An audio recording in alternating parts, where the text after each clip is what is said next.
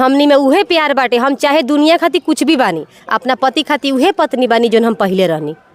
मतलब आजो रुआ उहे प्रीति बानी जौना के उहाँ के बियाह क के लिए आई रहनी ये नु। हाँ, हमनी में बिल्कुल जिंदगी भर उहे चली, चाहे हम कितनो बड़ा स्टार काहे ना बन जाएम। ताकि पति के दिन बा, पति हमारे मोबाइल खरीद के देले बानी, पति के हर चीज बाटे, तो हम आगे बढ़ गई। तो बाकी जब इतना पैसा कमाए लगे तो छोड़ दी।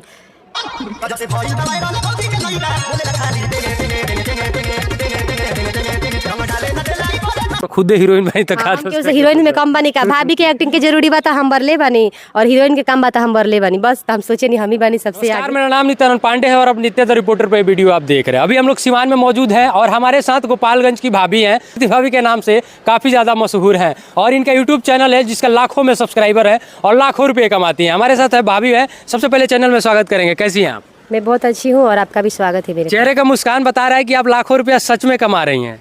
बस आप लोग आशीर्वाद दीजिएगा तो बिल्कुल कमाएंगे, भगवान चाहेंगे तो। अच्छा, यूट्यूब की हम बात किए, यूट्यूब का हमने बात किया। यूट्यूब वीडियो बनाना कब से आप शुरू कर दिए? हो गया, ये सितंबर आएगा तो 2 साल हो जाएगा बनाते हुए। अच्छा, आप 2 साल से वीडियो बना रही है। आपका शादी के कितने दिन हो गए? शादी का दिन हो गया 5-6 साल। अच्छा, 5-6 साल हो गए, यानी कि शादी होने के बाद से आपने यूट्यूब वीडियो स्टार्ट? शादी के बाद से। अच्छा, कितना स्ट्रगल करना पड़ा आपके फैमिली में, आपके पति को, आपको, पूरे परिवार को कितना समझाना पड़ा कि मुझे वीडियोस बनाना है और मुझे भी वायरल होना है और मुझे भी लाखों रुपए कमाना है? देखिए, ये तो बात पूछने वाली है ही नहीं, क्योंकि आप तो समझ सकते हैं कि एक हम औरत है, खास करके शादीशुदा किसी की बहू, किसी की पत्नी है, तो सोचने वाली तो बात ही नहीं है। लेकिन फिर भी उसी में सबको लेते हुए चलते हुए अपना काम करते रहे। अच्छा, पहली बार आपने जब वीडियो बनाया तो आपके फैमिली के लोगों ने देखा होगा, आपके हस्बैंड ने देखा होगा, आपका जो मम्मी का घर है वहाँ लोगों ने देखा होगा, क्या रिस्पांस था उस समय लोगों का? देखिए, ऐसा अगर सच्चाई बताएंगे तो हमारे पब्लिक की आंखों से आंसू आ जाएगी और मेरे भी आंखों से आंसू आ जाएगी। तो स्ट्रगल ही दिखा दीजिए आज हमारे वीडियो में। क्योंकि जब हम चैनल बनाए थे ना, तो हम लोग तो पहले चैनल बनाए तो शेयर करते थे एक दूसरे को, सब्सक्राइबर बिल्कुल भी नहीं आते थे। लेकिन फिर भी हमारे हस्बैंड सपोर्ट किए हैं। वो ऐसा नहीं कहते थे कि मतलब वीडियो बनाना है ऐसा कुछ भी। लेकिन जब मेरा चैनल बन गया और हम घर में वीडियो बनाने लगे, वो मेरा सपोर्ट करने लगे, अपने दोस्तों में सबको शेयर करने लगे। लेकिन पहले यूट्यूब और फेसबुक के बारे में हमारे घर में कोई भी नहीं जानता था। और जब से हम वीडियो बनाना चालू किए ना, तब से मेरा मजाक उड़ना चालू हो गया। ये लोग क्या बनाता है गाइस, ये काम कर रहे गाइस, ये काम कर रहे गाइस, खाना खा रहे, ये कौन सा वीडियो। मतलब मेरे को गाली मिलने लगा, खास करके मालती चौहान, ये सब गोरखपुरिया भोजी लोगों को लगा करके। लेकिन हम भी छोड़े नहीं, हम भी जवाब दिए हैं। लेकिन आज भी बहुत लोग बहुत कुछ बोलता है, लेकिन हम अपना काम करते हैं।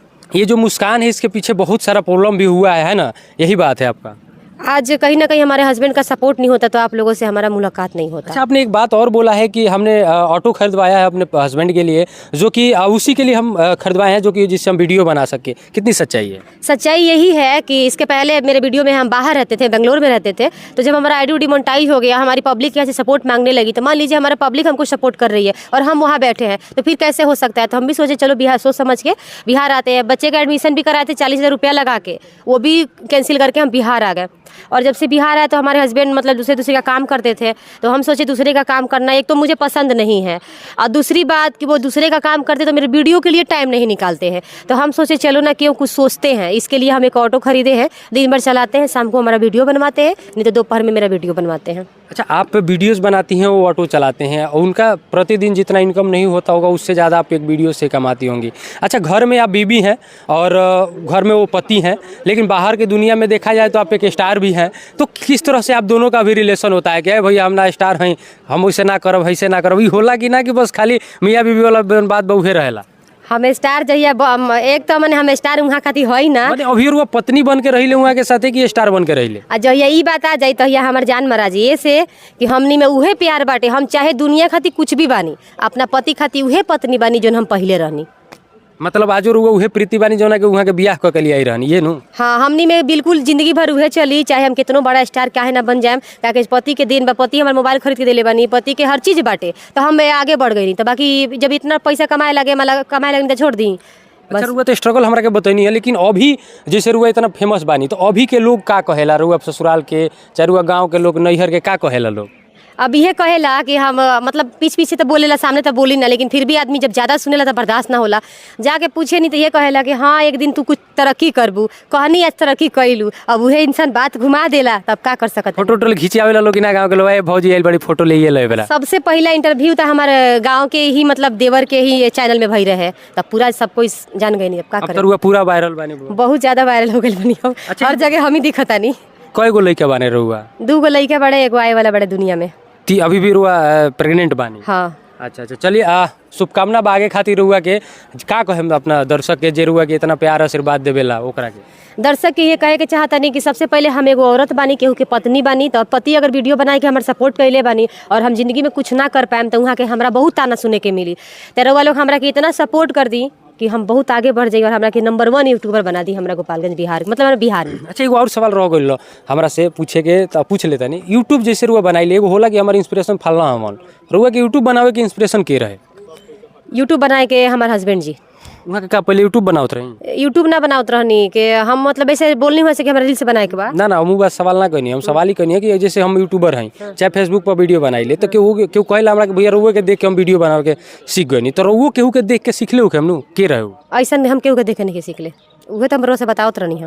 हाँ कि मतलब हमारा इंस्टाग्राम पे वीडियो बनावत रहनी, तो मैं कहनी कि जब इंस्टाग्राम पे ही वीडियो बनाए के बाद तो यूट्यूब पे एक चैनल बना लो, तो यूट्यूब पे चैनल बनवाई हम केहू से वीडियो बना लेनी, बाकी हम केहू के देख के नहीं सीख ले, खुद से ही अपना कॉन्फिडेंस। अब मान ली हम केहू के देख के कैसे सीख सकता नहीं, मोबाइल में हमारा लोग तो का सोचबा का गलत बा हमरा का पता बा, तो बस यही से हम वहाँ के बात मानी और एक तरक्की पे पहुँच गए नहीं हम। लास्ट और आखिरी सवाल, भोजपुरी के केकरा के ज़्यादा पसंद करेले? भोजपुरी में पवन खेसारी के ट्रेंडिंग स्टार, पावर स्टार कहल जाला, दोनों में केकरा के पसंद करेले?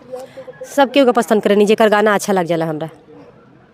वो बात नहीं पूछत रुआ केकरा के ज्यादा सुनी ले, केकरा के ज्यादा कौना दुनिया ज्यादा ना सुने नहीं। अब खेसारी जी के गाना अच्छा लगी तो खेसारी जी के सुने नहीं गाना, पवन सिंह के अच्छा लगी तो पवन सिंह के सुने नहीं, बाकी हम ज्यादा केकरा के कम केहू के ना, सबके बराबर लेके चले नहीं। हीरोइन केकरा के पसंद करेले? हीरोइन भी हमरा केहू के पसंद ना करे नहीं। रुआ खुद हीरोइन भाई तो का हम से हीरोइन में कम बानी का, भाभी के एक्टिंग के जरूरी बात हम बरले बानी और हीरोइन के कम बात हम बरले बानी, बस हम सोचे नहीं हम ही बानी सबसे आगे। ब्लॉग वीडियो में का ब्लॉग बनाई लेगी का बनाई ले?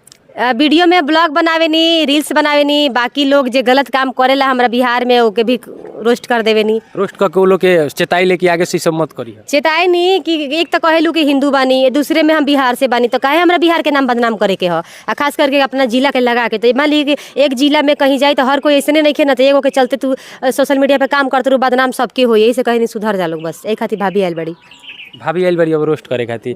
प्रीति भाभी गोपालगंज से रही हमारा साथे, और जे भी वीडियो बनावेला गलत तरीका से ओकरा के प्रेजेंट करेला सोशल मीडिया पर, तो प्रीति भाभी ओकरा खातिर तैयार रहली जवाब देवे खातिर, और हमेशा तैयार रहली। आगे से केहू भी वीडियो बनाई तो एकदम डरा के बनाई ना, तो प्रीति भाभी तुरंत रोस्ट कर दिए। जय हिंद, जय भारत, सबके जय भोजपुरी।